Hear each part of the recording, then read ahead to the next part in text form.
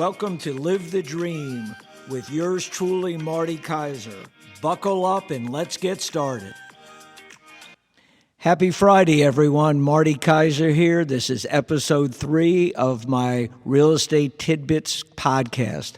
Hope everyone is doing well. As you recall, if you listened to episode 2, it was an abbreviated podcast that dealt strictly with the real estate legal changes that are taking place. As I had mentioned, I had some unexpected family health issues out of state, so I kind of posted that particular podcast off the cuff, and hopefully it was informative. It was definitely shorter than it normally would be.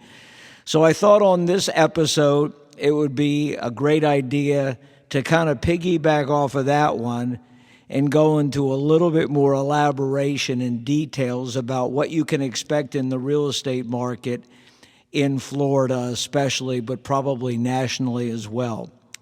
The changes that I alluded to are going to be taking place officially August 6th in Central Florida. So come that date, we're going to be required as real estate agents and brokers to utilize new paperwork that is going to be required anytime we list a property with a seller and anytime that we potentially work with a customer or a buyer.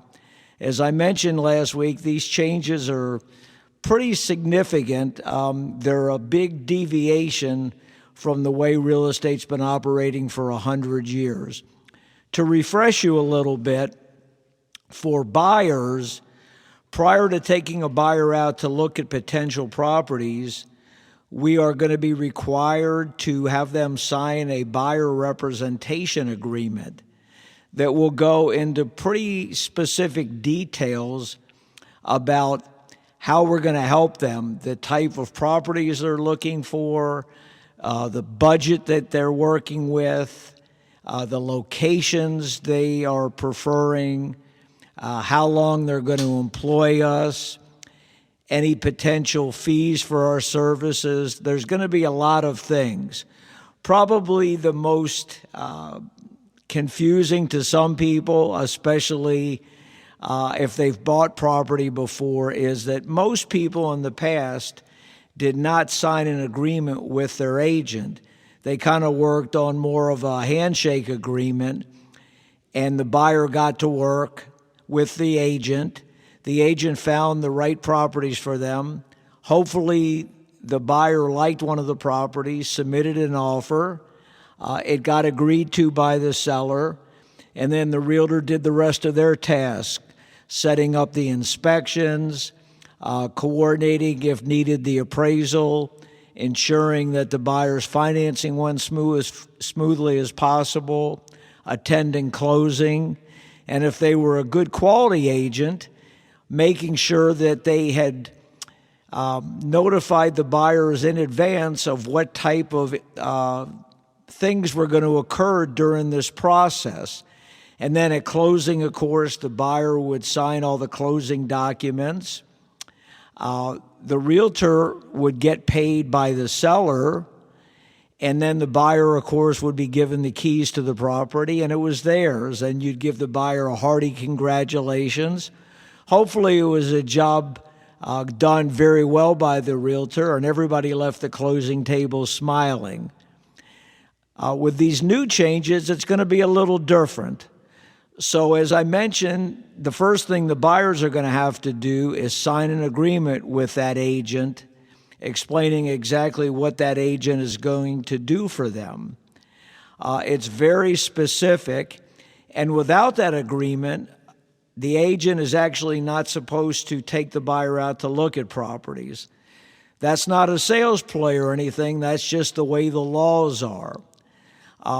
Secondly, that kind of piggybacks that, but from an opposite perspective, the seller will be given more diversity of explained fee choices. What I mean by that is their fee choices haven't really changed, but previously it was assumed in most cases that the seller's fee would also cover whatever that buyer's agent was making. Now it's not understood and it's not automatic. For example, I go visit with a seller on a listing appointment. I explain all the details about their property, my marketing recommendations, my pricing recommendations. I try to answer all their questions. I go over the various fees, not including real estate commissions, and anything else the seller might be aware of. I try to overkill, I guess you could say. I want my sellers to know almost as much as I do, so that as we experience the different things that I've explained, they will expect what happens. The biggest change in this situation is, are they willing to compensate the buyer's agent? As I mentioned last week, commissions are 100% negotiable and always have been. But let's say for discussion purposes that the commission that I discuss with that seller maybe is 4%, maybe is 5%, whatever the case may be. Well, previously, out of that total commission, a certain percentage was allocated to compensate the buyer's agent upon the buyer's agent submitting an accepted contract that went to closing. So typically with most agents, the commission was split equally. It wasn't required to be that way, but I've always felt that to do best by my seller and to be ethical and transparent, I would split the commission down the middle. However, with these new laws and guidelines, that's not automatically the case. Say, for instance, my seller says, well, since I don't have to pay the buyer's agent, why should I pay him? The buyer's agent's not working for me, and I just don't see why I should pay them. So after explaining the whole process to the seller, if they feel that it's in the seller's best interest to not compensate the buyer's agent, they don't have to. They simply, on my listing paperwork, put a 0 saying that they're not going to compensate the buyer's agent. Now, obviously, we could argue if that's good or bad for the seller. It definitely is a Pandora's box because the buyer's agents, of course, can't work for free. So if they have a property that is not compensated to them by the seller, then they have to go back to their agreement with the buyer and see what, if any, fee the buyer is willing to pay the buyer's agent. Again, it's not mandatory that the buyer pay the buyer's agent. It would be stated in the agreement whether they're willing to pay them and how much they're willing to pay them, but it's not a requirement. So let's do a hypothetical extreme situation. The seller says, I'm not paying the buyer's agent. And the buyer's agent says, the buyer says to the buyer's agent, well, I'm a first-time buyer, or I don't have a lot of extra money saved up, so I can't afford to pay you, Mr. Buyer's agent. So in that situation, if the seller's not willing to pay the buyer's agent and the buyer's not willing to pay the buyer's agent has a predicament because the buyer's agent can't work for free.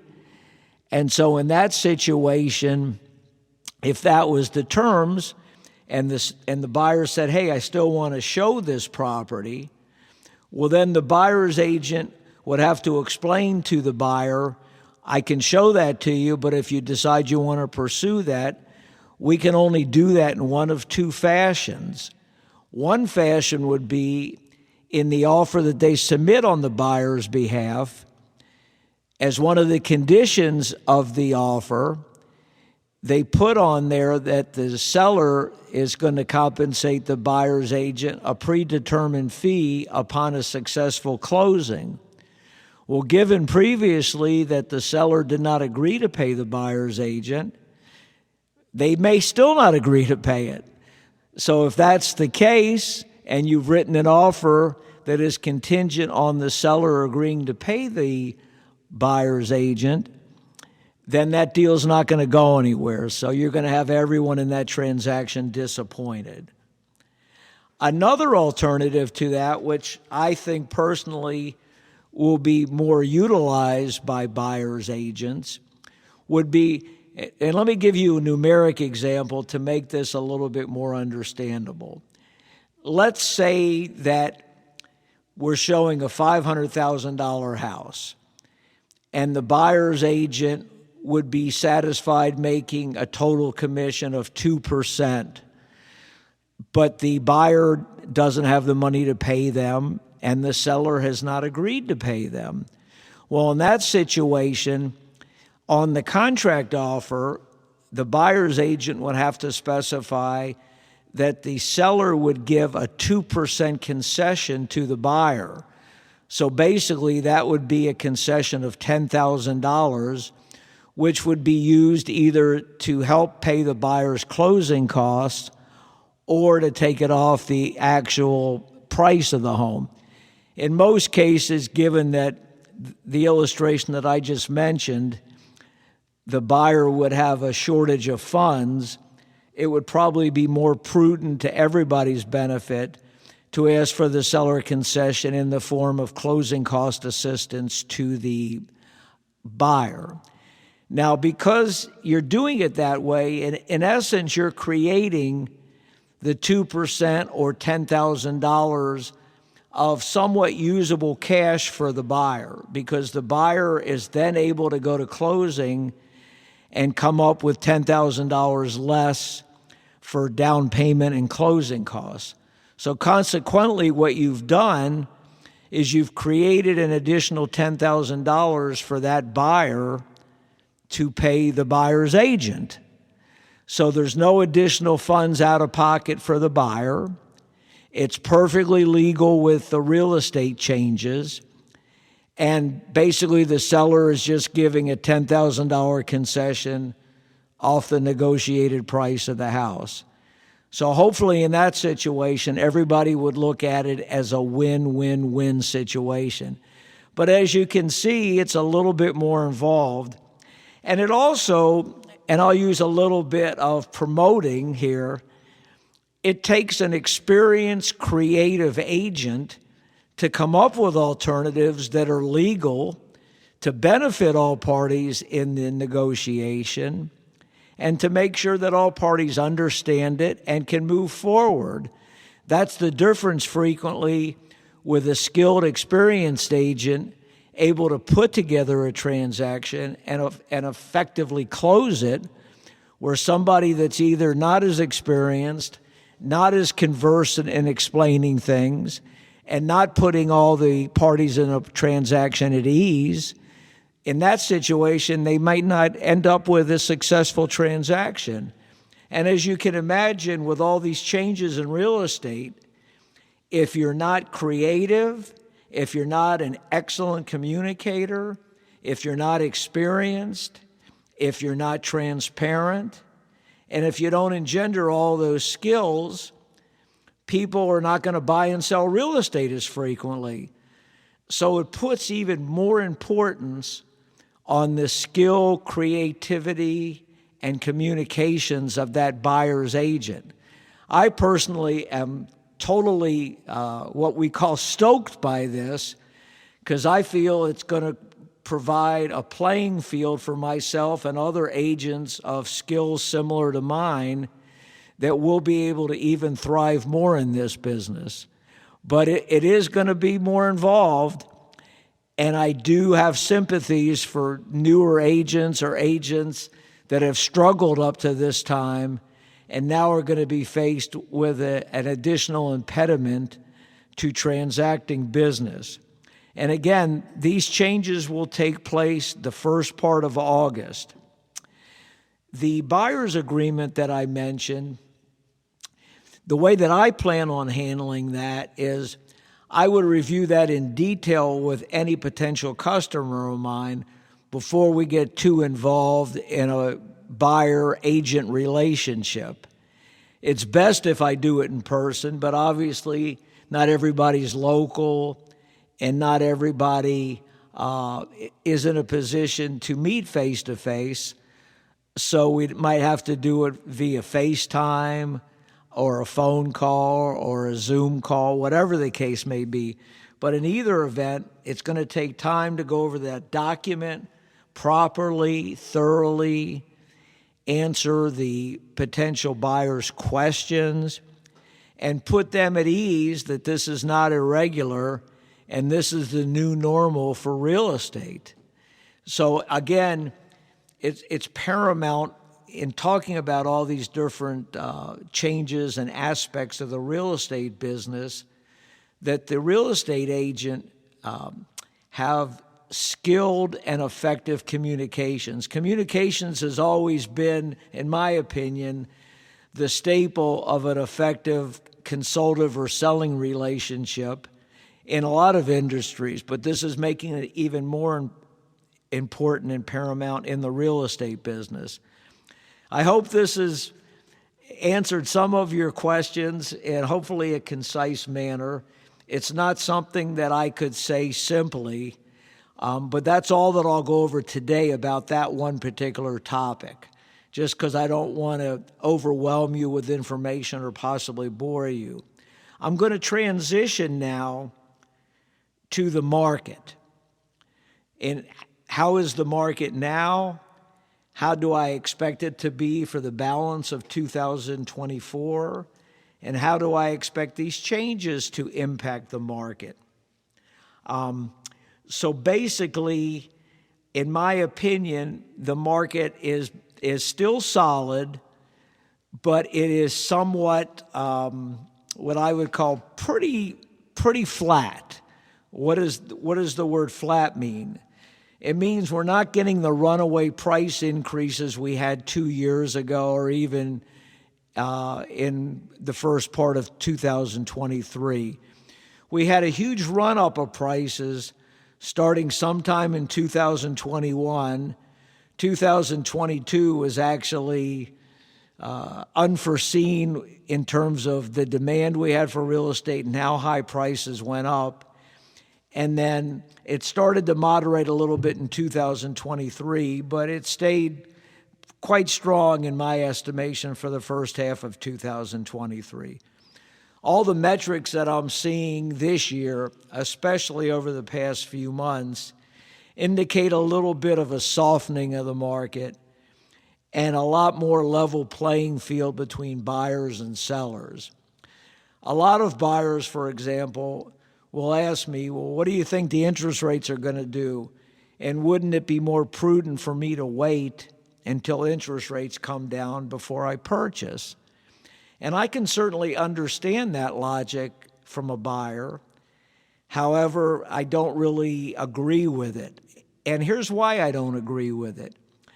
At some point, interest rates are going to come down. Everybody has their own opinion when that's going to happen. However, as interest rates come down, demand is going to increase and prices are going to go up. So I think even though that might be counterintuitive to some, you actually are going to get a better value if you buy while the interest rates are a little bit higher. Because think about it, you're paying a lesser price right now for a property, but you're paying a higher interest rate. So how do you overcome that over the course of the mortgage? Well, as interest rates come down, if they come down a significant amount, let's say right now we're around 7%, and let's say we go down to maybe 5.5%. Well, then the buyer simply refinances the house.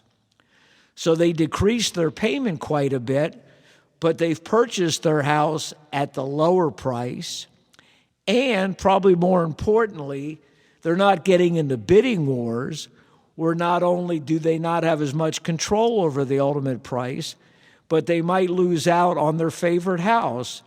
It was very common in 2021 and 22 to a non-cash buyer having challenges to buy a house. Many times they would write multiple offers and be very disappointed. So what ended up happening is they either got so disappointed they delayed buying, Maybe they ended up paying well above what they expected to pay, or possibly they settled for something that wasn't ideal for them.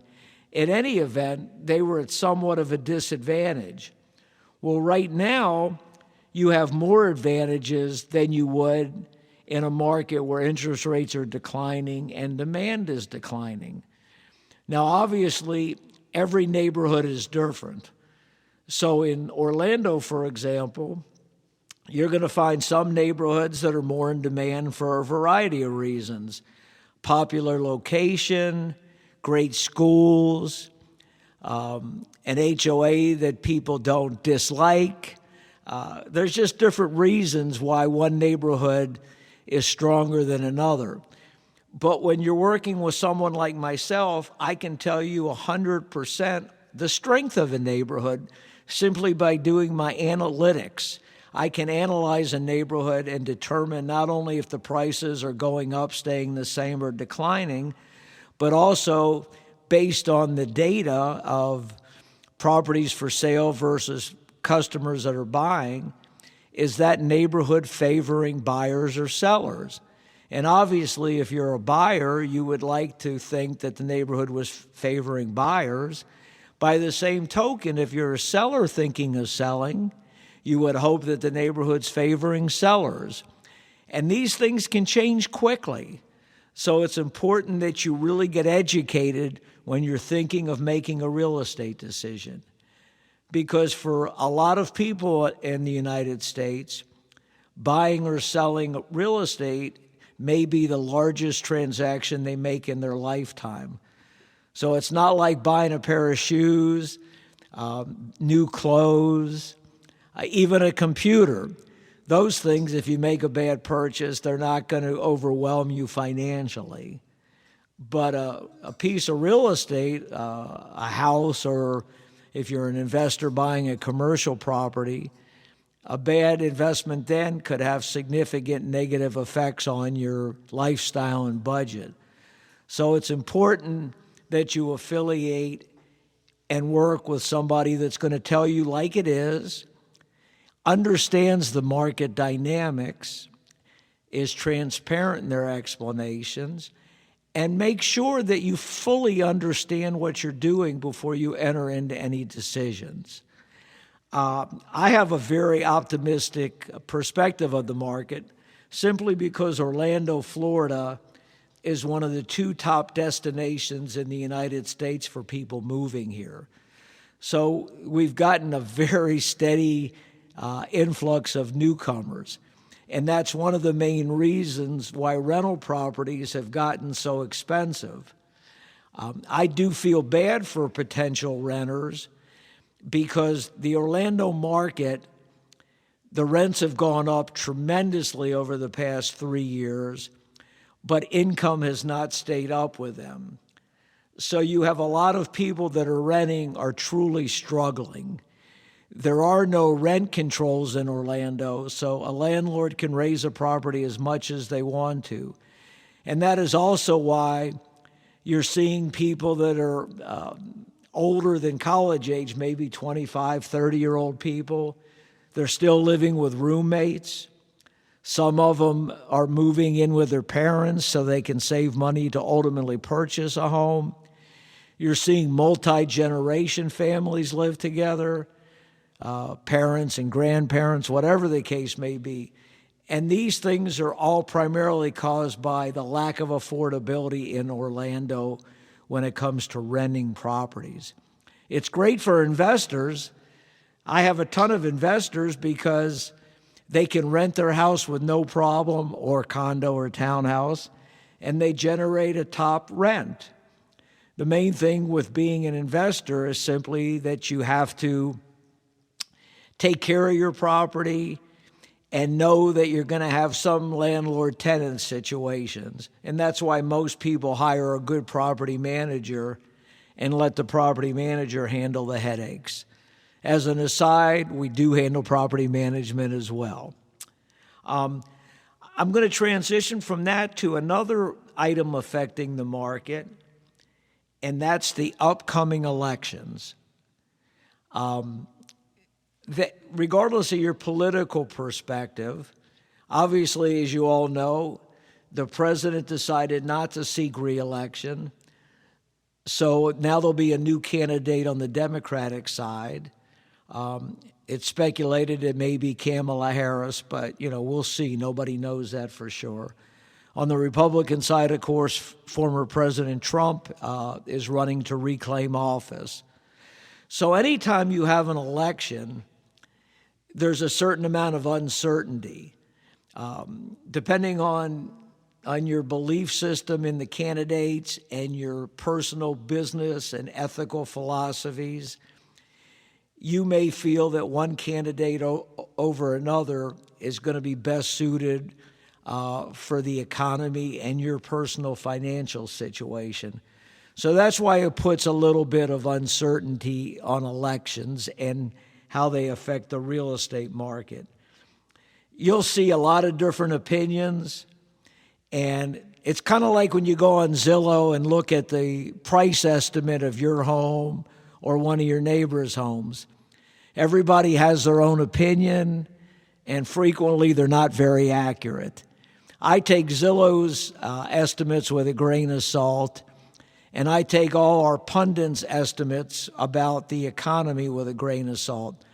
There's going to be certain things that a particular candidate, future president will do that I don't agree with. And then there'll be other things that a potential candidate president does that I do agree with. My personal philosophy is I try to vote on what I think is best for the country, not as best for me individually. But I know a lot of people look at it, what's going to affect them and their family more so than the country. And that's obviously everybody has their own perspective on how they want to do that. So, like I said, I wouldn't let the elections bother you. If you're thinking of buying or selling, now is the best time to do it. I wouldn't let yourself be analysis by paralysis. In other words, trying to overthink what you think the political climate's going to do to the real estate market.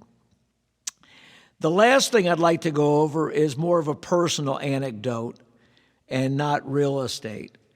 If you recall, if you listened to my last episode, I mentioned I had some family issues that I was unexpectedly having to go out of town on. So I want to share with you a little bit about that and kind of how that relates to some things that I have in my belief system. I have an elderly mother in Maryland, and overall, she's done pretty well over the course of her lifetime when it comes to her health and her mental skills and such. Over the past year, she's had a lot more challenges in both areas. And in fact, she had a fall recently, fractured her ankle, had to go and have surgery, and it's dramatically affected the way that she lives.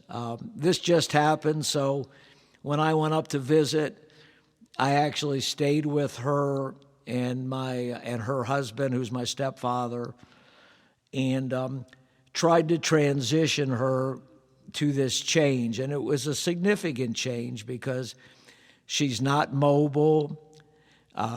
She's in a wheelchair. Hopefully she'll be mobile at some point, but because of her advanced age, she's looking at a minimum of an 8 weeks period. She can't put any weight on her leg. She's used to being independent, and obviously that's been taken away from her. Her husband, my stepfather, has some cognitive issues, so he's not in a position to effectively take care of her. So between myself, I have 2 siblings in Maryland, which is where she lives. We're kind of, we're the ones that have to figure out how we're going to effectively oversee her, keep her safe, hopefully maintain the best quality of life we can for her. While at the same time, we all have families, we have jobs, so it's not that easy. So right now, during this transition period, she's got round-the-clock care. It's costly, and she's having a hard time having somebody underfoot. I only mention this not because you may or may not be interested, and not because I'm expecting any sympathy. Everybody goes through this that has parents beyond a certain age. But it puts a paramount emphasis on health. And what I mean by that is everybody's genetics might lead to certain dispositions. Like one person may have a disposition to some mental challenges, another person may get some kind of ailments. But one thing that's absolute, you do have some control over this. For example, somebody that regularly exercises to keep their bones strong, maybe if they do have a fall, they're less likely to break something. Also, just to maintain their vitality, reduce inflammation. Exercise is so important, and a lot of Americans don't exercise. You may recall that I mentioned during my introduction episode that my wife has a joy and a love for fitness, and actually trains a lot of people that are not in the best condition or above a certain age to help them improve their quality of life. And there's nothing better for her than to see the satisfaction of somebody getting in better condition, improving their energy level, and their quality of life is just magnified astronomically. Also, hopefully they're less likely to have physical impediments. Maybe they can avoid having heart issues, God forbid a stroke, maintain their cognitive skills. At the same time, eating healthy. The government in our country does a terrible job of regulating food. We have processed food, which is great for convenience, but it has a lot of things in there that are just not good for you. And those things all have an accumulation. When you're in your 20s and 30s, it may not impact you much. But as you get older, these impact all those things I mentioned, your health, your mental capabilities, etc. I know myself, I'm doing the best to maintain my health for as long as I can. Knock on wood, I've maintained my energy level. I try to maintain that I eat quality foods, that I don't have inflammation, that I keep my bones strong. And so it helps me in terms of having a positive outlook. I have the same energy for real estate that I had many years ago when I first got into the business, and my wife's the same way. So hopefully I'm not preaching too much, but I wanted to give you a firsthand assessment of something that's impacted me lately. Anyway, that's all for today. I hope everyone enjoyed the show and got some useful information. Again, please feel free to contact me via email or my phone number. My phone number is 407-595-9700.